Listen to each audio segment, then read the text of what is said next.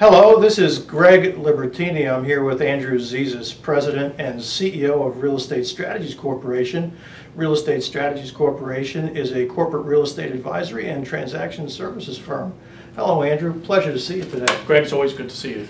Andrew, we're here to talk about a transaction that you recently completed on behalf of one of your clients. And when I say transaction, it was a rather broad initiative, all right? And maybe you could talk a little bit about that initiative. Greg, it was actually a very cool and very exciting project. We have a number of global clients, and this particular client called upon us when they found themselves in a bit of a jam. They distribute most of their products through distributed most of their products through one particular company, and found that that company was in a position of severe financial distress. In order to maintain their own distribution channels, and as a means of saving that company, they elected to acquire that company. But they had a very short window, a very short time frame, and they recognized that there was a substantial real estate component associated with the M&A transaction, and brought us in kind of SWAT team-like as a partner in the project to make sure that they accomplished their objectives. Wow, sounds like you had a rather substantial challenge on your hands. How did you go about doing this? Well, there were a number of complexities. Most real estate transactions of this nature, and by the way, there were 14 of them that had to be addressed in a very short time frame, 3 weeks. And they ranged from small to medium to large transactions.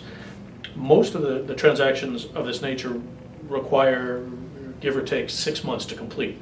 We had 3 weeks to complete 14 of them. We got it done. Our client's pretty happy, and we're very proud to say that we accomplished a lot. In fact, we helped them renegotiate a lot of these transactions. We assigned the leases from the previous tenant over to our client in conjunction with their legal counsel, of course.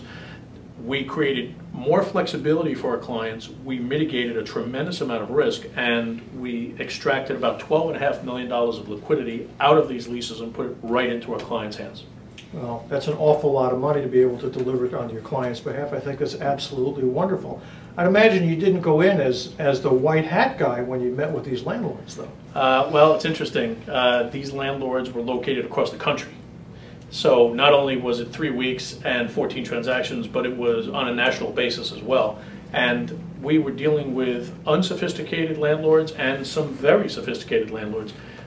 One of the interesting spins, however, is that I don't think any of these landlords knew that their tenant was in a position of financial distress.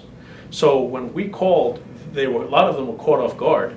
Some of them were highly upset with us, and they saw us as the bad guy. And it took some time and some effort, albeit within 14 days, to help them see that without our client, they would have had empty buildings, and that our client wasn't the bad guy. In fact, our client was their white knight.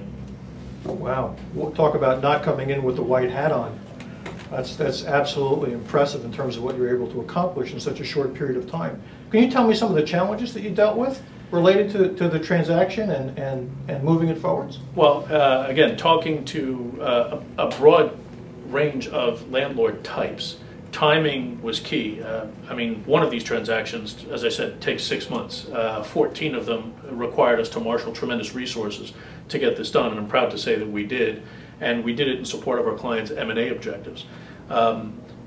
The single greatest challenge, of course, was helping these landlords who, again, saw our client as the bad guy, helping them to recognize that our client really was their savior. Now, it sounds like your client brought you in late in the game, but in reality, it sounds like they brought you in pretty early in the process. They did. They actually brought us in at the right time, albeit the length of time that was involved in this transaction was very short. They brought us in at the very beginning. We had a little prep time, but when they finally said go, we only had about 3 weeks. Now, we talked about $12.5 million being the amount of money that we were able to repurpose for our client. It's significant, not just because it's $12.5 million, but in relation to the overall real estate portfolio that they were acquiring as part of this acquisition. The total portfolio prior to our being involved was about $33 million in terms of total obligation. So by repurposing $12.5 million, we pulled almost 38% of costs out of that cost line, and as I said, put it right back into our clients' hands. Substantial numbers in dollars, substantial numbers in terms of percentage. That's a great news story.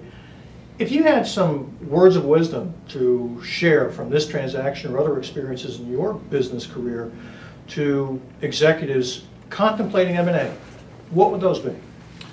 Well, that's actually a very good question.